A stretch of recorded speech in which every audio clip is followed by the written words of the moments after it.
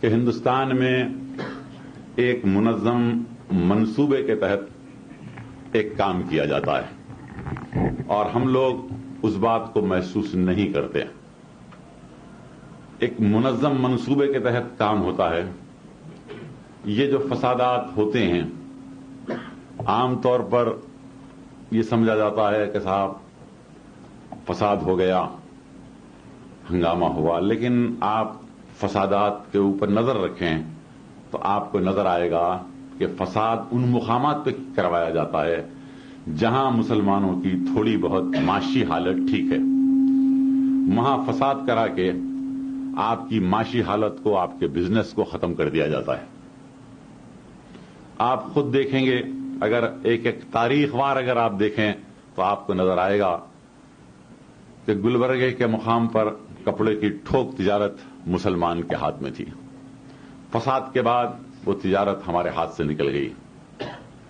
مراد آباد کے اندر برتنوں کی تجارت مسلمان کے ہاتھ میں، فساد کے بعد وہ تجارت ختم ہو گئی. اسی طریقے سے بنارس میں بنارسی ساڑیوں کا کاروبار مسلمانوں کے ہاتھ میں تھا. بھوپال وغیرہ میں پتے کا یا بیڑی کا کاروبار ہاتھ میں تھا. اور اب جو بھاگلپور میں جو فساد ہوا ہے، صرف ہم فساد کے اوپر غور کرتے ہیں، لیکن بھاگلپور وہ مقام ہے جہاں یو پی اور بہار میں سب سے زیادہ دولت مند لوگ رہتے تھے. ریشم کا پورا کاروبار ان کے ہاتھ میں تھا اور اب فساد کے بعد وہ کاروبار ختم کر دیا گیا.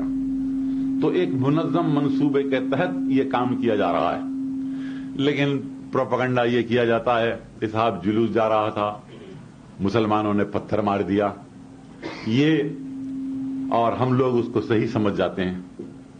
جیسے کہ گجرات میں فساد ہوا تو اس وقت بوٹا سنگھ نے پارلیمنٹ میں کہا کہ پتھر آئے تھے، 10 لاکھ کا جلوس تھا. چونکہ میں واقف تھا وہاں کے حالات سے، میں نے ان سے کہا جہاں سے جلوس جا رہا تھا وہاں کتنے مسلمانوں کے مکانات تھے؟ تو کہا 15 مکانات تھے صرف، اور 10 لاکھ کا جلوس جا رہا ہے. میں نے کہا مکان میں لوگ تھے؟ تو کہا نہیں، وہ ڈر کے پہلے سے ہی خالی کر دیے تھے. تو پھر کیا اجنہ پتھر مار رہے تھے؟ آپ بتائیے کیا تھا؟ آپ خود اندازہ کر سکتے ہیں. اگر یہاں سے کوئی 10 لاکھ کا جلوس جائے تو آپ میں میرے میں یہ جرت ہو سکتی ہے کہ ہم پتھر ماریں؟ ہم تو ختم ہو جائیں گے، ہمارے بیوی بچے. لیکن یہ پروپیگنڈا کیا جاتا ہے کہ صاحب فساد کی ابتدا مسلمان نے کی، حالانکہ خود پتھر مارتے ہیں. تو یہ ایک منظم سازش ہے. اس لیے ہے کہ دستور میں ہریجنوں کو، پسماندہ طبقے کو مراعات دی گئی کہ ان کو اوپر اٹھایا جائے. ہمیں اعتراض نہیں ہے اور زیادہ مراعات دی جائے، لیکن سوال یہاں پیدا ہوتا ہے کہ جب وہ اوپر اٹھ جائیں گے تو یہ سڑکوں پر جھاڑو دینے کے لیے، گھروں میں کام کاج کرنے کے لیے، ہوٹل میں برتنا مانجنے، رکشا چلانے کے لیے کون ہوگا؟ تو آپ کو تیار کرنا چاہتے ہیں. یہ ایک منصوبہ بند طریقے سے یہ کام کیا جا رہا ہے. اور اسی طریقے سے اردو کو مٹانے کی بات کرتے ہیں. یہ کیوں؟ حالانکہ اردو کوئی مسلمان کی مذہبی زبان تو ہے نہیں.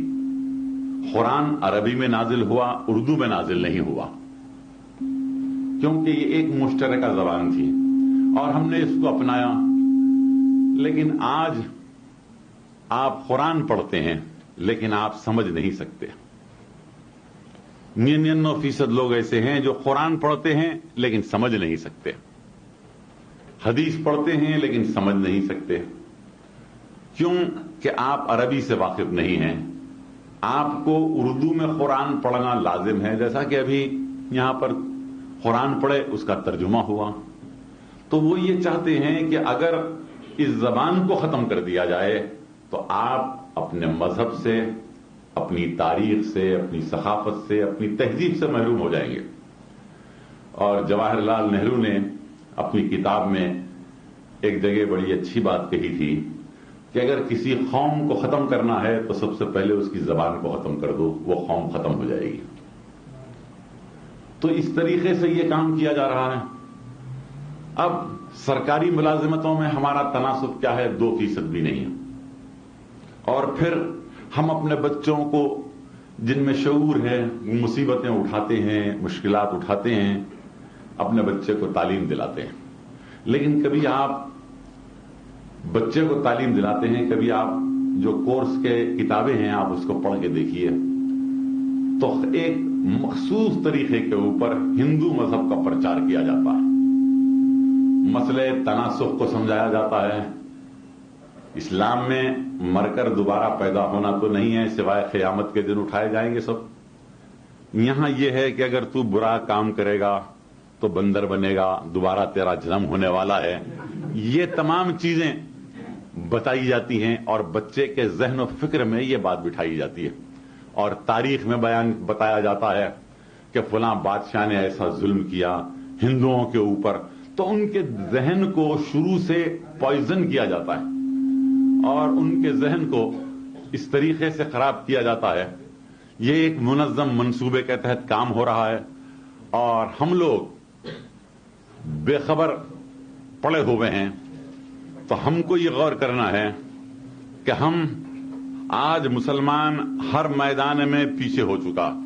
میں آپ کو حیدرآباد کی بات، چونکہ اپنی ایک مخصوص محفل ہے، عوامی محفل میں تو ہم نہیں کہہ سکتے یہ بات، لیکن حیدرآباد میں بھی